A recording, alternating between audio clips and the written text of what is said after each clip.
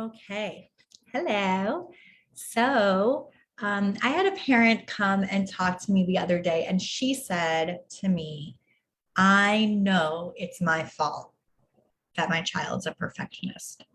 She's like, I know it's me.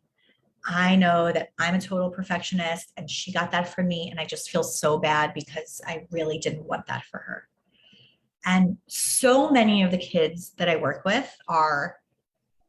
have perfectionistic tendencies. They don't like to get answers wrong. They want to be right on the first try. So I want to first of all define perfectionism. Perfectionism is not wanting to get things right, which is something that a lot of us want. It's not that. Perfectionism is wanting to get something right on the first try. I know because that's me, right? If I do something poorly and then I figure out how to do it better and then I get it right later on, I'm still upset that I didn't get it right first. So now that we have that definition, perfectionism is really wanting to get something right on the first try and not just wanting to be right, right?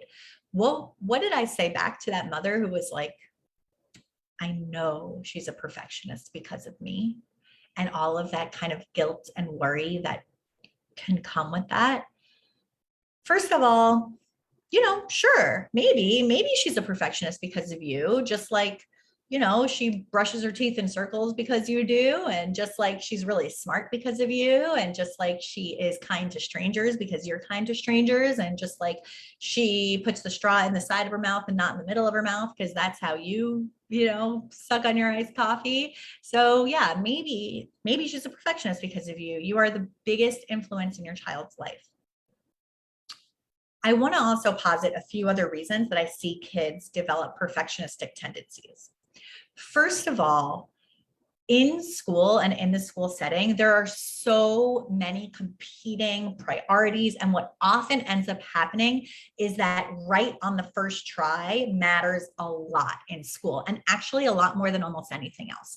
Right on the first try matters on a test, right? Like you'll almost never see a retest in elementary school. You just got the spelling test right, or you got the answers wrong, and then you move on to the next week and you're not given a chance to try again. Or the teacher is calling on a student in the class and she's like, okay, would you like to read, Talia, would you like to read that word? And then I read the word and I read it wrong, which happened to me all the time, especially when I was in Hebrew class.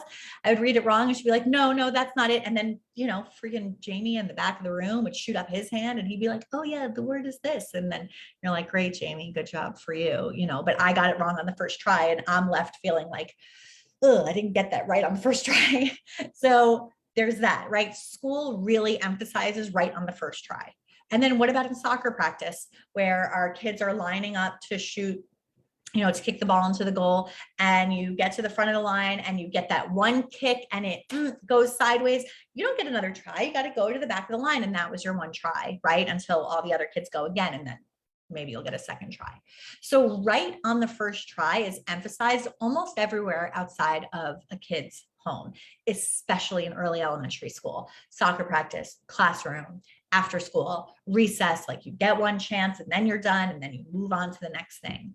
So right on the first try, if we're defining perfectionism that way, which I think we should, because we don't mean just wanting to do things well, we mean wanting to do things well initially and not giving ourselves a chance to kind of make it better.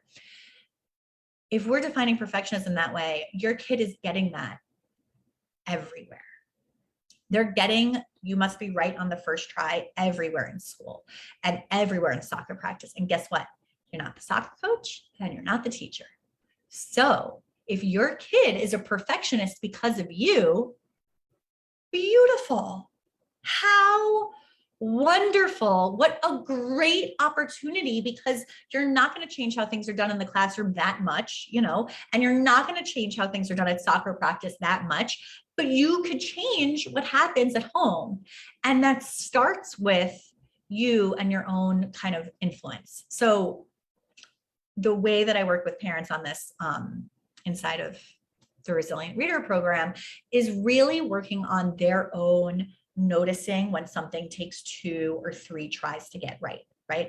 Because sometimes I send an email to a client and I have something that's misspelled in there. I forgot to attach an attachment. And I just respond with like, oops, I forgot to attach the attachment. And they're like, okay, no big deal. And then I forget about it. And sometimes I respond with, oops, forgot to attach the attachment. Here it is.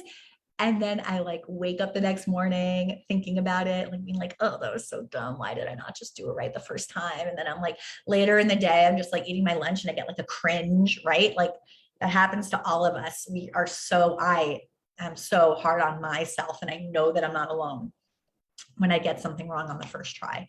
So we really work on noticing when things take 2 or 3 tries and then saying, oh, okay, I had to do that wrong before I could do it right. And just noticing that. Noticing how we talk about ourselves at work, like, oh, I really messed up at work today. How can we change that narrative? And this is the most impactful thing that I have parents do around this is, and I would love if you're watching this and you've got kids at home to really try this, is to actually play with talking to another adult in the room about something that you just messed up on. Just messed up, and maybe it got better and maybe it didn't. But talking to another adult in the room. There are so many brain scan images, and you don't need a brain scan image to tell you this, but it's true that this is a real phenomenon. There's so many brain scan images that show different parts of the kid's brain light up when they're listening in to an adult, like a conversation between 2 adults or 2 caregivers, that don't light up when you're talking directly to them. And we know that, like, if you've been around a 7-year-old who like pretends like they're not paying attention when you're saying something that you don't want them to hear, and then you realize that they heard it, right? We know that to be true. So let's use that to our advantage. When we have a perfectionistic kid, one thing that is highly effective is talking to another adult about something that you messed up on, and having them just give you compassion and giving yourself some compassion, and just doing it around your kid. Do not then turn to them and be like, see, we all make mistakes, but really just let it be, let it sit there, and let it be true for you. Absorb that in, just say, I don't have to get things right on the first try. If your kid is a perfectionist because you are a perfectionist, it is a beautiful, actually like really powerful and wonderful opportunity for you to take some of that off of your own, take some of that pressure off of yourself, and therefore relieve some of that pressure for your child. So let me know how that goes. And congratulations on being such a big and beautiful influence on your kid's life that you have a chance to make this a little bit easier for them. I will see you soon.